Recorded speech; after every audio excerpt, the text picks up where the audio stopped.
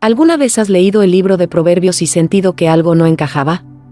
Tal vez te encontraste con versículos que parecían promesas absolutas como, instruye al niño en su camino y aun cuando fuere viejo no se apartará de él, solo para frustrarte cuando la vida real no se alineaba perfectamente con la frase. O, tal vez, leíste proverbios que parecían contradecirse, dejándote más confundido que antes. ¿Y si te dijera que la forma en que la mayoría de nosotros lee proverbios está completamente equivocada? Nuestro enfoque, a menudo, nos lleva a tratar el libro como una lista de reglas o una fórmula mágica para el éxito, cuando en realidad es algo mucho más profundo. La frustración que sentimos al leer proverbios no proviene del libro, sino de una comprensión equivocada de su propósito y de su naturaleza. Hoy, vamos a desvelar 10 claves que abrirán tu mente, transformarán tu lectura y, finalmente, te darán la respuesta que realmente buscas. Prepárate para una nueva perspectiva que te liberará de la frustración y te conectará con la sabiduría divina de una manera que nunca imaginaste. La clave 1, y la más fundamental, es: los proverbios son principios, no promesas absolutas. Un proverbio no es una garantía incondicional de que algo sucederá, sino una verdad general que se aplica la mayoría de las veces, en condiciones normales. El libro nos muestra el camino más probable para una vida de bendiciones, pero no anula el libre albedrío, ni la soberanía de Dios o las complejidades de un mundo caído. Por ejemplo, el que trabaja con mano diligente prospera, Proverbios 10:4, es una verdad innegable: la diligencia generalmente lleva al éxito. Sin embargo, esto no significa que toda persona diligente será millonaria, o que la prosperidad jamás será afectada por una crisis económica. La clave es entender que el libro nos enseña la dirección sabia, no el destino garantizado. Y esto nos lleva a la clave 2, observa el contexto inmediato. El error de muchos de nosotros es tomar un versículo aislado, sin leer lo que viene antes y lo que viene después. A menudo, dos proverbios que parecen contradictorios, cuando se leen juntos, revelan una verdad más profunda. Un ejemplo clásico se encuentra en Proverbios 26, 4-5, que dice: nunca respondas al necio de acuerdo con su necedad, para que no seas tú también semejante a él. Responde al necio de acuerdo con su necedad, para que no se juzgue sabio en su propia opinión. Leídos aisladamente, parecen una contradicción, pero juntos, nos dan un discernimiento increíble. Hay un tiempo para callar ante el necio y un tiempo para responder, y la sabiduría está en saber discernir la situación. Para profundizar nuestra comprensión, la clave 3 es: considera la cultura y el escenario histórico. El libro de Proverbios no es un libro de autoayuda moderno, es una parte de la literatura de sabiduría del antiguo Medio Oriente. Su propósito era transmitir sabiduría de generación en generación, usando un lenguaje poético y conciso que facilitaba la memorización y la enseñanza. Los proverbios eran dichos populares, reflexiones de vida, y no un código de leyes. Comprender este contexto nos ayuda a evitar la lectura legalista y a abrazar la lectura sabia. La sabiduría enseñada por estos proverbios era algo para ser internalizado, practicado y vivido en la comunidad, no solo un conjunto de reglas a ser seguidas ciegamente. Y esto nos conecta con la clave 4, el contraste entre el sabio y el necio. Una gran parte de Proverbios está construida sobre esta dicotomía. El libro no nos está dando reglas, sino mostrándonos las consecuencias de elegir la sabiduría o la insensatez. El sabio y el necio no son perfectos o imperfectos, son retratos de dos caminos de vida. El sabio es aquel que tiene la sabiduría de lo alto, que busca a Dios y vive de acuerdo con sus principios. El necio es aquel que desprecia la sabiduría, que se niega a aprender y a vivir de acuerdo con la verdad. El libro nos invita a elegir uno de los dos caminos. No nos dice que el sabio es perfecto, sino que es aquel que elige el camino de la sabiduría y que cosecha sus frutos. La clave 5 es: lee el libro como un todo.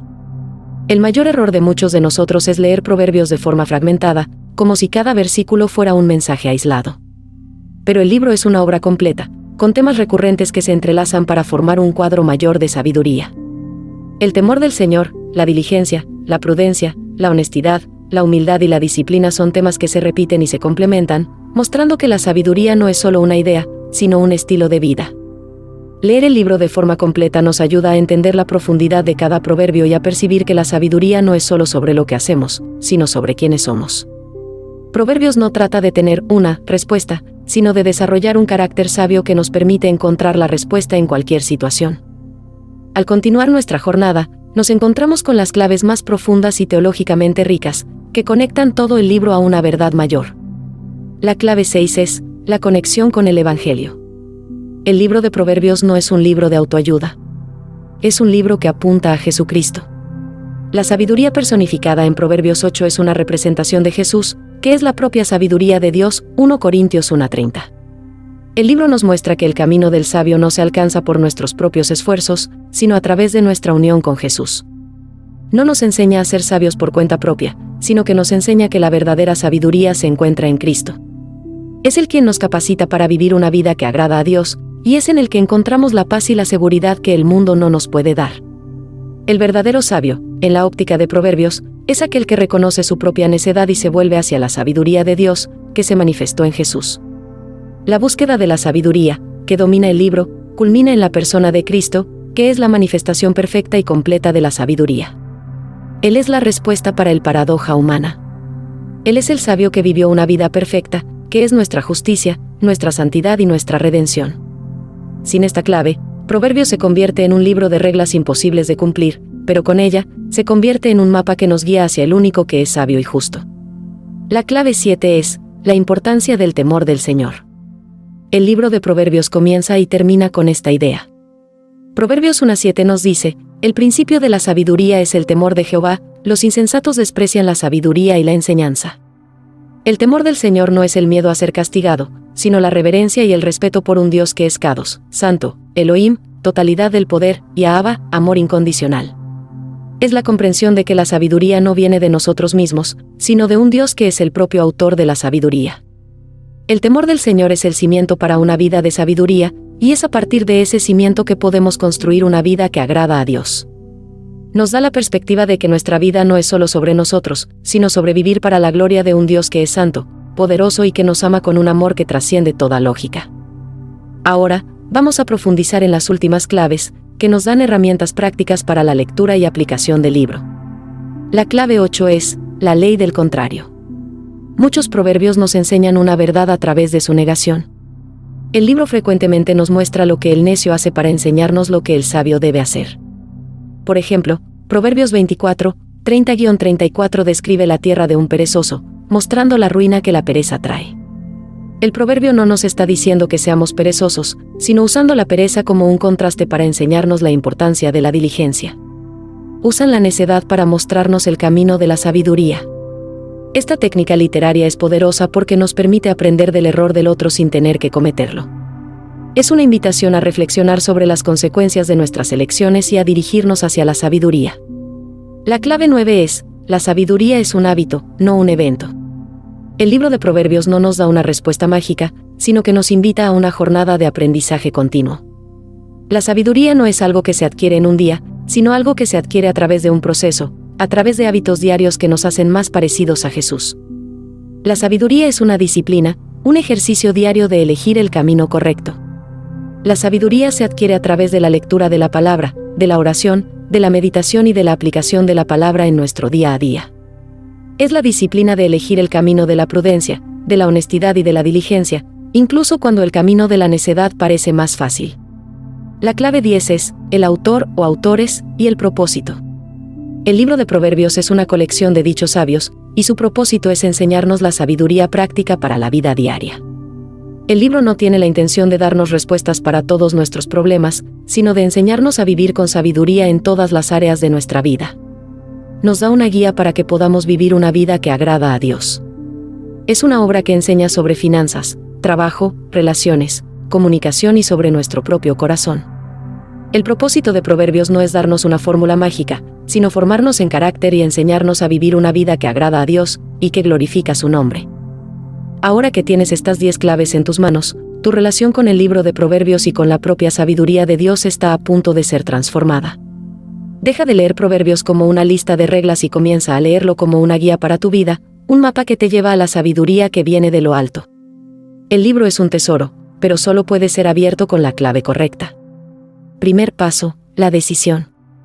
Decide hoy mismo cambiar tu enfoque con el libro de Proverbios.